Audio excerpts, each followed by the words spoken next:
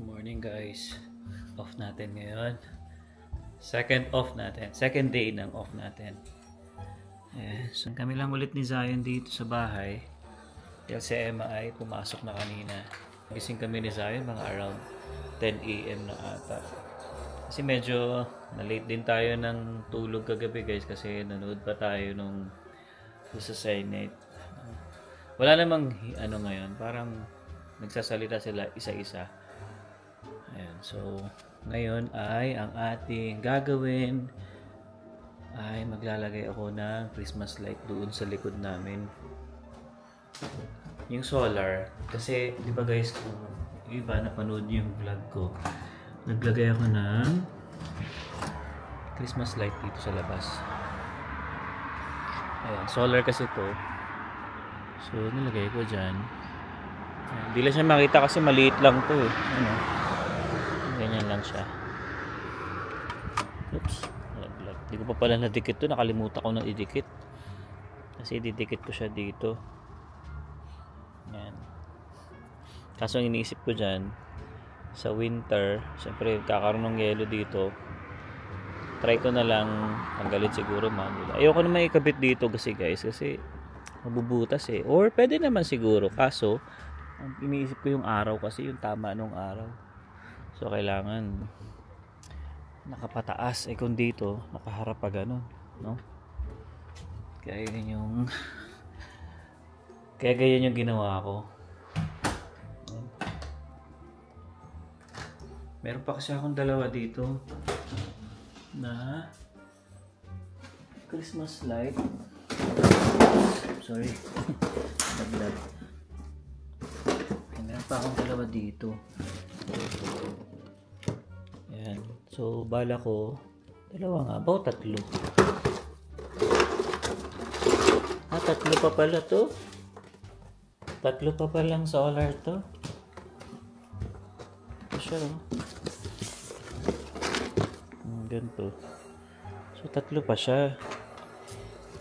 Sayang eh. Gusto ko ikabit na rin. Tsaka maganda yung tama nung araw kasi dito sa likod. Ayan o, nandito yung araw. Kaya bahala ko lagyan yung aking hagdan. Buksan natin. Ayan o, dito yung araw. Ganda. So bahala ko dito lang naman. Paikutin ko lang dito. Pababa. Tsaka dito. So siguro, ayoko kasi magbutas guys. Kaya ayokong ipaakyat dito kasi kung mangyayari magbubutas ako baka magka-problema. Tapos ito nga palang gripo ko dito, papatayin ko na to kasi nga medyo lumalamig na talaga dito guys. Kabilin-bilinan sa akin ng inspector yung nagpaano kami dado dito, kailangan ko raw i-off to. I mean naka-off siya pero yung tubig, so i-off ko dun sa furnace. Nandun kasi yung niyan yung valve niyan.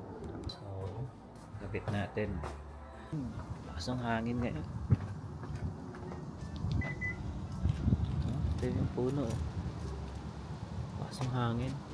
Noong isang gabi lalo guys, talagang sumisipol yung dito, yung hangin. Para mas madali hawakan yung camera guys. Ayan. Delikado kasi itong camera to pag nalaglag.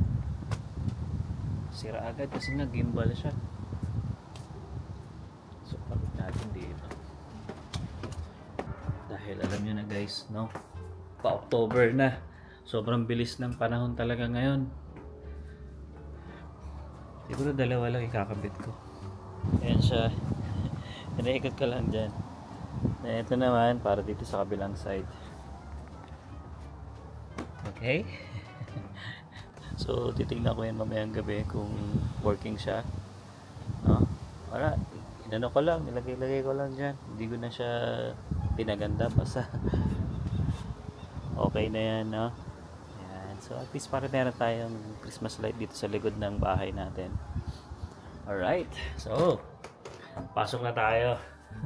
At medyo mahangin. What? Ano sa labas? Nilagay ko na. Ano sa labas? I don't know. O mamaya, paglabas natin, babay tayo ng ng milk mo. Wala tayong milk mo. Ayan. So, alam nyo na, kailangan na natin magluto para sa ating lunch. Ano oras ba? Mas mag-alas 12 na rin pala. Alright, so ganito lang buhay namin guys dito ni Zion pagka off ko. Tapos mamaya, isusunduin natin si Emma. Pero bago natin gawin yan ay bibili muna tayo. Or kahit pagsundo na lang kay Emma siguro. Pwede tayong bumili ng gatas. Ayan. O yan, you eat yan.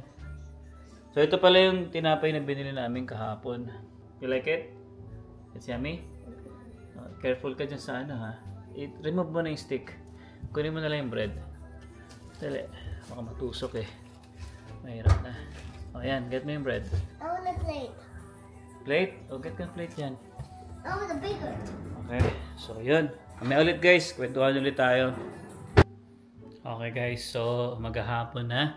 Ayan, so pupunta muna tayo ng Walmart at kailangan natin bumili ng mga kailangan dito sa bahay.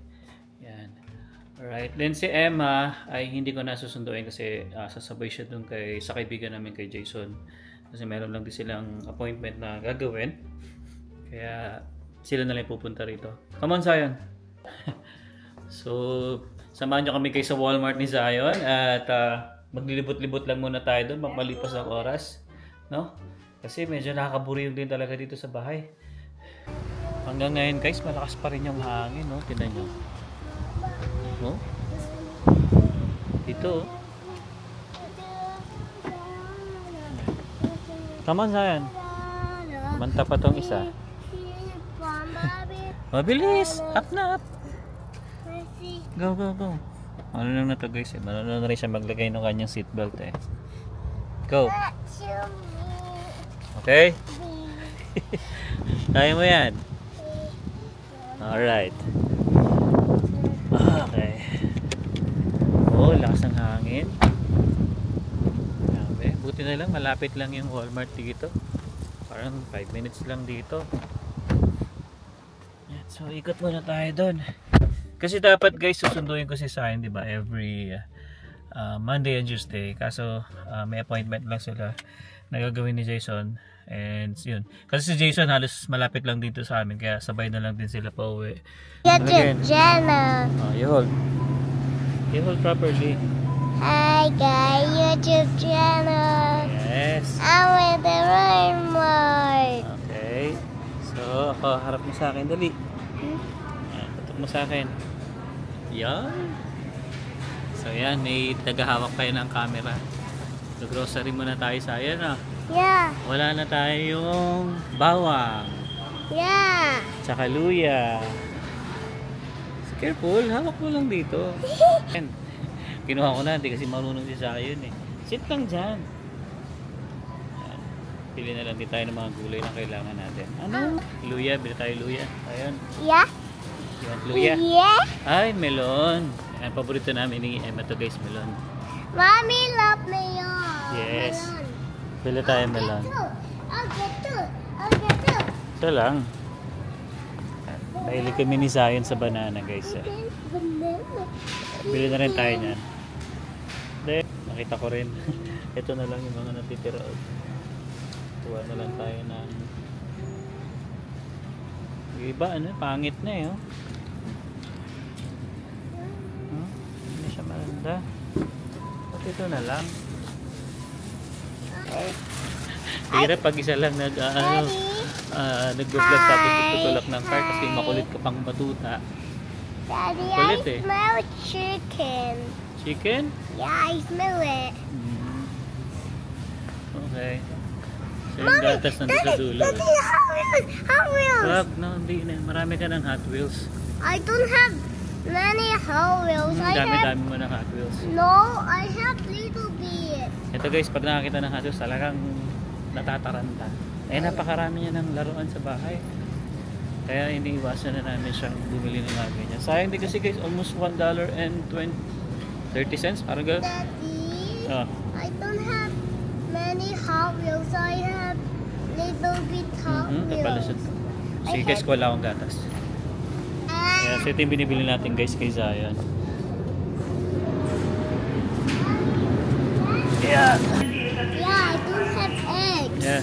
tayong egg eh. Yeah. Mahilig ka sa egg, di ba? Yeah. Hilig ni Zion yung egg eh. So last one egg I eat. Yeah.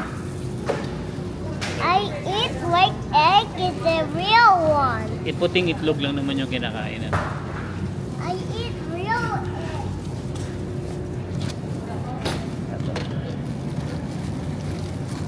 Natin to.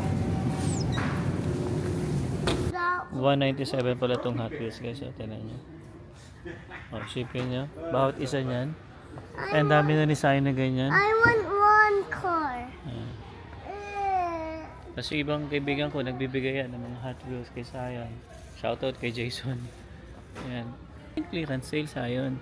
I don't know. Yung makita.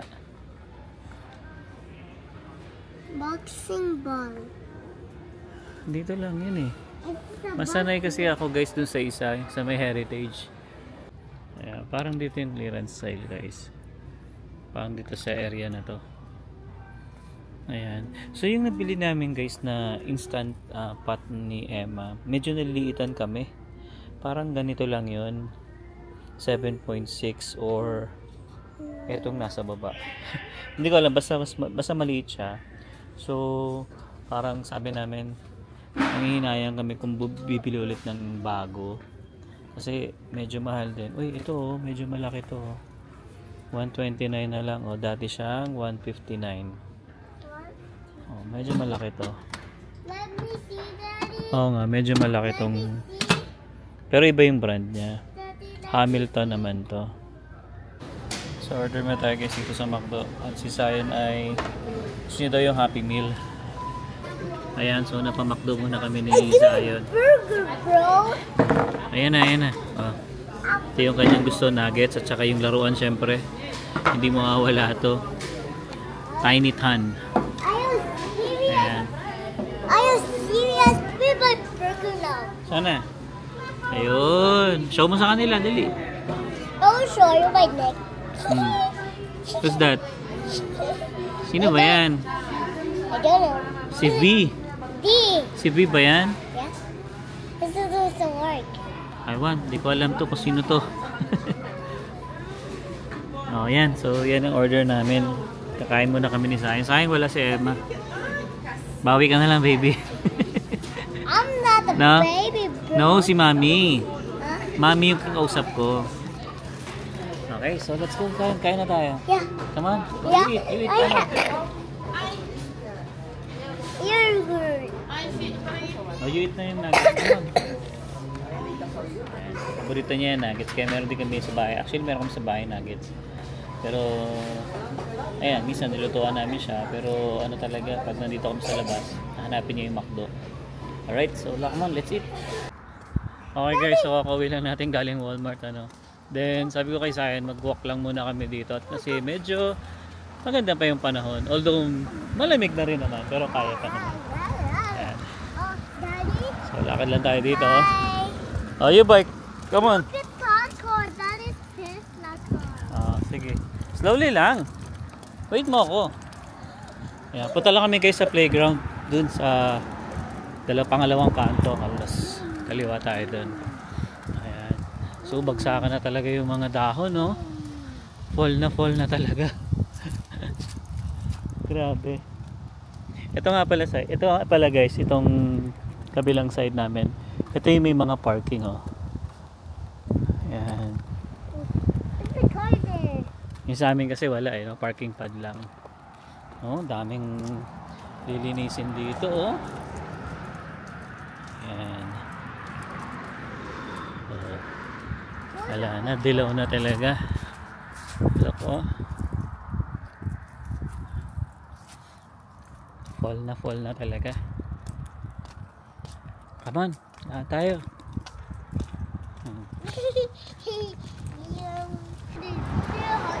Lakad-lakad mo tayo guys, pababa tayo ng pagkain. Medyo nabusog tayo sa pagkain ng McDo. Kaya ngayon maglakad-lakad natin. Tsaka syempre, spend natin yung time kay Zion. Kasi nga sa Wednesday, na naman to. Daycare na naman. Pero sa totoo lang guys, nakakahawa din na maaga ko siya hinahatid kahit na hindi siya nagrereklamo, pero ganun talaga eh, ganun yung setup kasi namin dito guys sa Canada. Pero kung halimbawa panggabi ako, yun, pwede siya sa akin lang. Gaya nung nagsisimula kami dito sa Canada, ako yung nasa ako yung nasa gabi. So hindi na namin siya dinidaycare that time. Pero ang kagandahan lang din naman kasi pag naka-daycare yung bata, mas marami siyang matututunan. Syempre mas may expose yung sarili niya, mas marami siyang makikilala or magiging kaibigan na bata. So mas pabor pa rin naman. Dito tayo ngayon. Mas maganda pa rin talaga guys na dinidaycare yung mga bata. Pero syempre bilang magulang, medyo ano rin talaga, nakakawa din talaga sa bata. Kasi especially yung sa setup namin, ihatid ko si Sayo ng 6:30, nandun na kami sa daycare niya. So siya pa lang yung siya pa lang yung bata doon. Ang kagandahan lang din, hindi ko lang alam sa ibang daycare na pwedeng patulugin muna, may mga bed sila kasi doon. So doon sa daycare ni Zion meron. Tsaka what? And then more. Oo. At saka isa rin sa kagandahan doon, pasensya na guys, medyo mahangin, baka yung audio natin sira. And pangalawa, isa rin sa maganda doon, karamihan ng mga nababantay is Pilipina. So syempre, alam niyo naman guys, pagka kapwa natin mga Pilipino, mas maalagaan nila yung anak natin. Ayan. And nakakatuwa lang din kapag hinahatid ko si Sayon sa umaga, more on Pilipino yung nandun agad. Sila yung, syempre may shifting yung mga yan eh. Go down tayo. Ayan. May mga shifting syempre sila. Kunyari siguro 6 to 3. Tapos hindi ko alam yun, basta ganun. May mga nauna na doon. Pilipina lagi yung yung naaabutan ko sa umaga. Kaya pag sinabi ni Sayon na gusto niya pa mag-sleep, bibigyan agad siya ng nung higaan niya. Which is yun yung maganda doon. Alright, so muna tayo dito. Pasok muna tayo dito sa playground. Ayan. So yun nga guys, no. Para sa akin syempre, naaawa ko kay Sayon kasi nga sobrang aga niya, 6:30 to 5:45 siya. So almost, sabi mo na lang 12 hours, no? So ganoon siya nag-i-stay sa daycare from Wednesday to Friday. Pero syempre dahil nga wala kaming choice, ganoon talaga yung setup namin dito. Yan. Kaya yung mga iba rin kababayan natin dito guys, na ganoon din yung setup, talagang struggle is real talaga guys pagdating dito sa Canada. Hindi kasi pwede guys na yung isa lang yung magtatrabaho, dahil sa sobrang, alam niyo na, mataas yung cost of living dito sa Canada. Kailangan talaga at least pares kayo nag-work. Then next year papasok na to si Sayon sa school. So hindi pa namin alam kung ano yung magiging setup namin ni Emma. So malaman lang kung ano yung setup. Pero kasi guys, siguro mga 2 months ago na rin, na parang kinusap ako ng manager ko kung gusto ko pa rin daw magpalipat sa gabi. Kasi nga alam niya kasi doon talaga ako galing sa panggabi. So nasabi ko na pwede naman kung may slot, kasi iniisip ko nun si Zion talaga siya yung iniisip ko talaga. Ayan, so sana nga ba ako na-interrupt ako ni Zion Ayan, so anyway, entito si Zion. Ayan, lalaro muna siya dyan. So habang tayo yung nagbablog, dyan muna siya. Ayan, sabi ko stay lang muna ako dito. Pwede naman ako mupo dito actually. Ayan, so sana nga ba ako. Ayun, so nung time nga na kinausap ako ng boss ko, kasi nga alam niya talaga na pioneer ako ng panggabi. So sabi ko naman, pwede naman kung may slot. Kasi inisip ko talaga, yun nga, pagdating ng next year, kasi nga mag-aaral na si Zion. So kung magpapanggabi ako, may ahatid ko siya. So parang half day lang ata si Zion next year. Hindi ko pa sure daw yung schedule, pero yun yung pagkakaalam namin. And yun, kung halimbawa panggabi nga ako, so si Zion is mahatid ko siya. Kaya sabi ko kay Emma, kung pipiliin niya yung school ni Zion, dapat yung after lunch, para at least uwi ako ng madaling araw, makakatulog pa ako hanggang, let's say, sabihin mo na hanggang tanghali. So mahatid ko siya sa school at masusundo ko siya. Kasi hindi ko, parang ilang oras lang naman ata yung school ni Zion that time. Siguro 2 to 3 hours, di ko alam, no? So masusundo ko siya. So yun yung magiging parang plano namin ni Emma. Pero hindi pa naman sigurado kasi nga wala pa rin naman talagang final na decision sa akin kung ililipat ako agad sa panggabi. Pero tinanong lang ako ng boss ko kung willing pa rin daw ba ako.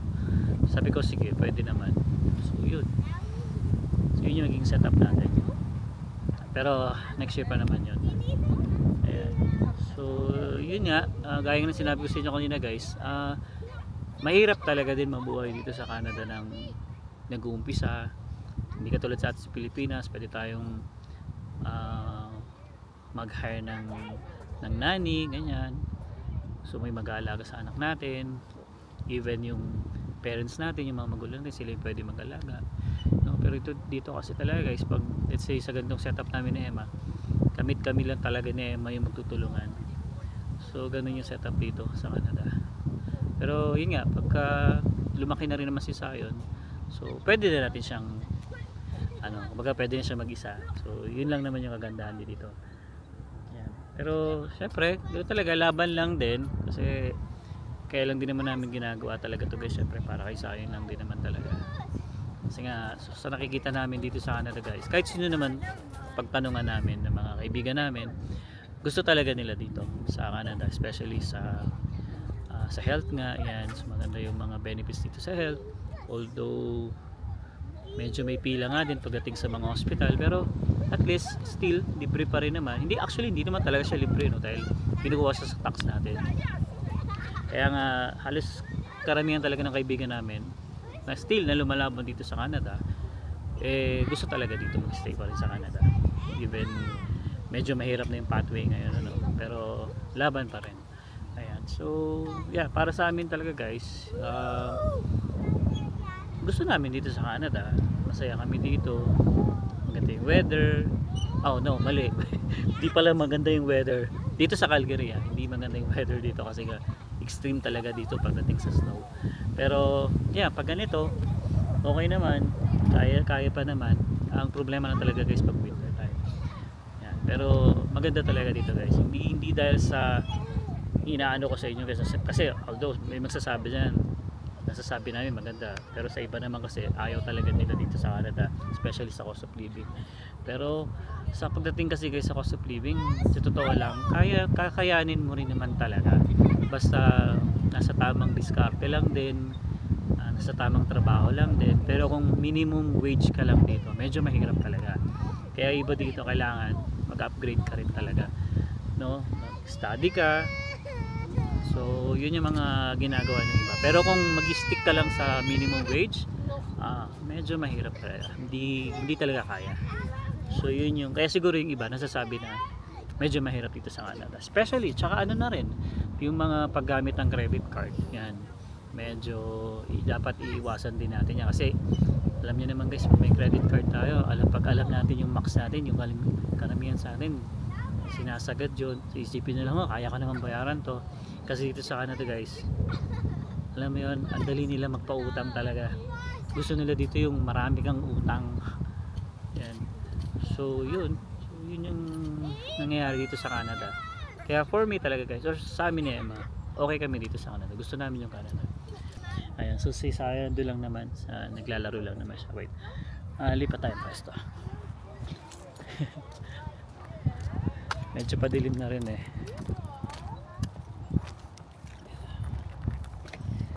Ayan, si Zion. Zion, slide ka dito. Come on, slide. Come on, slide ka dito. Ang hangin doon sa inupuan ko. Ayan. Ayan. So sana ba tayo guys? Yun guys, no, comment nga sa inyo kung yung mga nandito sa Canada is okay ba sa kanila yung Canada, ano yung masasabi nila dito sa Canada. Pero guys, iba-iba naman tayo ng pananaw sa buhay, no? Merong magsasabi dyan na hindi maganda dito sa Canada, wala kang ginawa kundi magtrabaho na magtrabaho, mataas yung mga bilihin, cost of living, bahay, renta. So totoo naman, kaya hindi naman kami nag-aano dyan, which is totoo. Pero kung sabi ko sa inyo kanina, kung nasa tamang diskarte lang, tamang nasa work ka lang din naman, kayang-kaya mo rin talaga mabuhay dito guys sa Canada. Kung yung iba nga nagagawa, bakit tayo pa, 'di ba? So ano lang, siguro kung medyo nahirap na sa trabaho natin, siguro kailangan natin maghanap ng mas better or mag-upgrade ng ating pinag-aralan. So dito naman marami namang school dito, kahit certificate lang pwede ka namang kumuha eh. Minsan nga guys napapaisip ako eh, kasi ako talaga guys, gusto ko talaga nung binata pa ako or nung college ko or nung bago ako pumunta ng college, gusto ko talaga piloto, no? Gusto ko talaga yung, kaso that time hindi kasi kaya, siyempre alam niyo naman guys, medyo mahal talaga pa nagpiloto, no? Yung flying pa lang that time, parang nung nagtatanong ako, parang nasa 7,000 per hour. So ikaw kasi magbabayad mo may flying time yan, so hindi kaya. So talagang million na lang yung uubusin mo, hindi naman namin kaya that time. Kaya iba yung napag-aralan ko, which is yung sa civil engineering na yan. Tapos ngayon parang minsan napapaisip ko na parang gusto kong mag-aral ng aircraft maintenance engineer yan. So nagse-search nga ako, nakakita ako ng school sa SAIT. Kaso ang problema, syempre parang 30 weeks ata yung nakita ko na mag-i-study ka. So syempre kailangan mo maghinto ng work. So yun yung magiging problema. Kung hihinto ako ng work, medyo mahihirapan kami. Kaya sabi ko sa inyo, kung isa lang yung nag-work dito, hindi kaya. Lalo't meron kaming mortgage, maraming binabayaran syempre.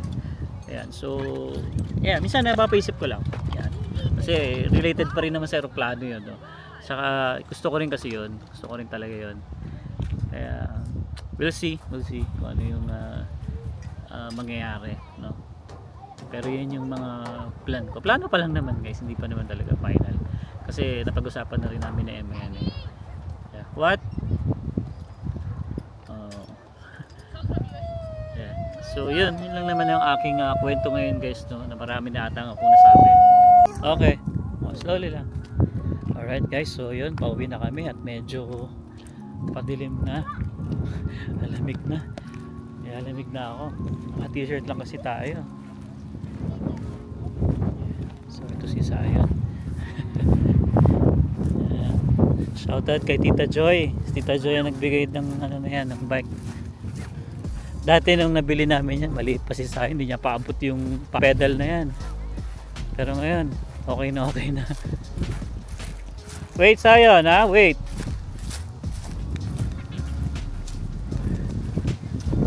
Yan. Okay, so tsaka si Emma guys, pauwi na rin daw sila. Nag-message na sa akin. Yeah. Alright guys, so dito ko na siguro tatapusin yung vlog na to, no? And I hope na nag-enjoy ka sa vlog namin ni Zion. And so sama daw si Zion para sa closing natin, no? So hanggang dito na lang. See you on the next one. Peace. Peace.